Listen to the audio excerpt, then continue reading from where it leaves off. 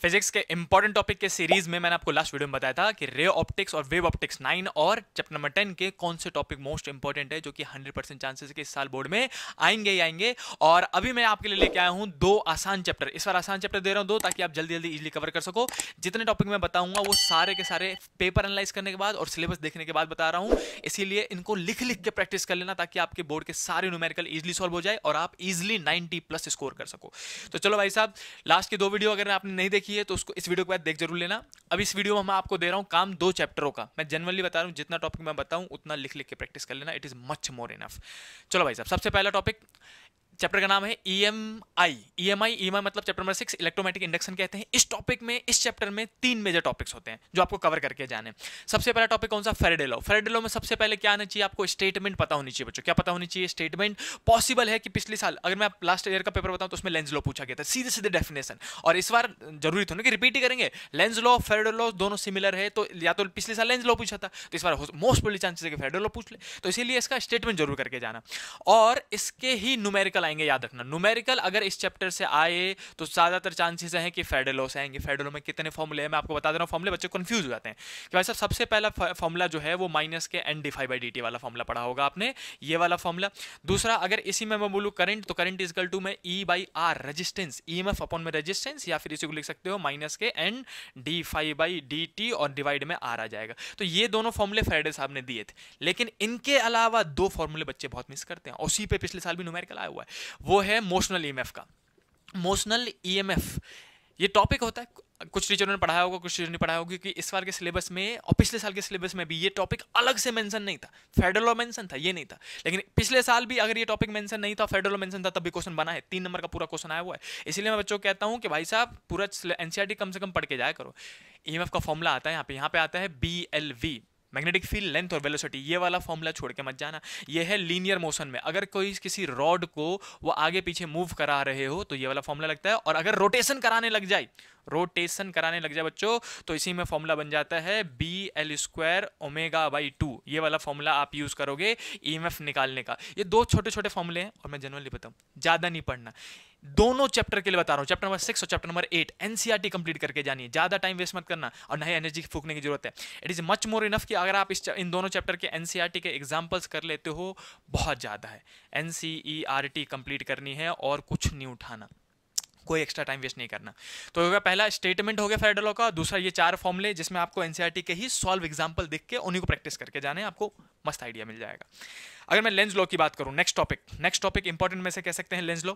तो Lenz law में बच्चों मैं फिर से कहूंगा, पिछले साल वैसे तो पूछा जा चुका है, लेकिन फिर भी आप स्टेटमेंट याद कर लेना यार। 2 लाइन की स्टेटमेंट है लेंस लॉ की। जहां स्टेटमेंट कर लेते हो तो मैं फिर से कहूंगा कि एनसीईआरटी के एग्जांपल्स और क्वेश्चंस करके जाना है। एनसीईआरटी के ही क्वेश्चंस आने के चांसेस होते हैं इसमें, तो एनसीईआरटी के ही लेंस लॉ के क्वेश्चन कर लो, बहुत है।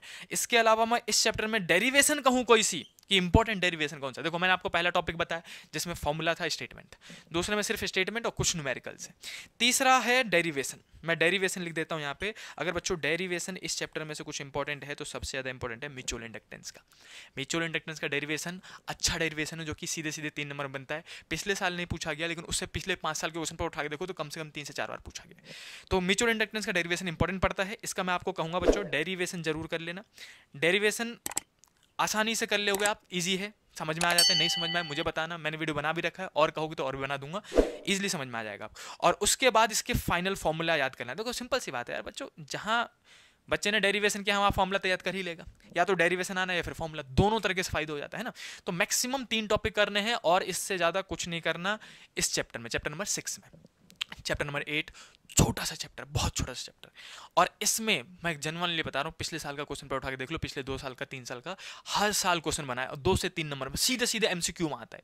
ये चैप्टर अगर आने के चांसेस हैं कहीं पे तो सीधे सीधे एमसीक्यू। पिछले साल का भी मैंने देखा हुआ है, 2 या 3 एमसीक्यू सिर्फ इस पर्टिकुलर चैप्टर से आया, वो भी एक टॉपिक से। और टॉपिक का नाम क्या है? Electromagnetic spectrum.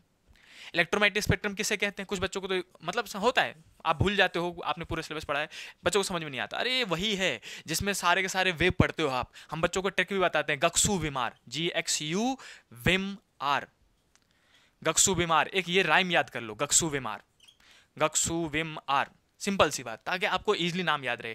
जी मतलब gamma rays, X rays, UV rays, visible light, infrared, microwave और रेडियो वेव। अब इन सब में भैया याद क्या करना है, तो मैं सबसे पहले बताऊं बच्चों, एनसीईआरटी। एनसीईआरटी में एक टेबल दे रखा है, एनसीईआरटी पलटो।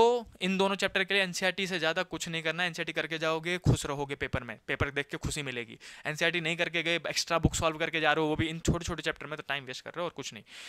तो एनसीईआरटी में एक टेबल दे रखा है जिसमें मेनली क्या क्या याद रखना है, मैं तो कहूँगा पूरे एनसीईआरटी का टेबल याद कर लो, बहुत बढ़िया है। सबसे ज़्यादा पूछा गया आज तक यूज़, और दूसरा पूछा गया डिटेक्शन, डिटेक्ट कैसे करते हैं इसको, डिटेक्शन। और डिटेक्शन के बाद बच्चों तीसरा पूछा गया है एग्जाम्पल।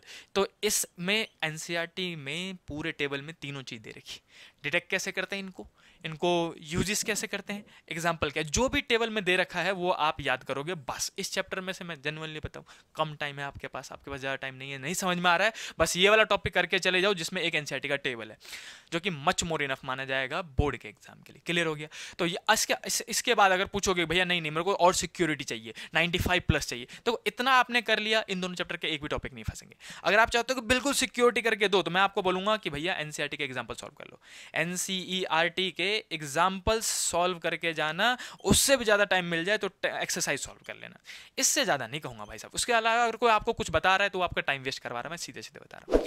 आज तक के पेपर में जो चीज़ नहीं पूछा गया, पेपर पिछले 2 साल से मस्त पेपर बना रही है सीबीएसई, मतलब अच्छा पेपर बना रही है। आप रिव्यू देख लो बच्चों के, अच्छे पेपर में भी उन्होंने वही टॉपिक दिए हैं जो कि जायज़ है।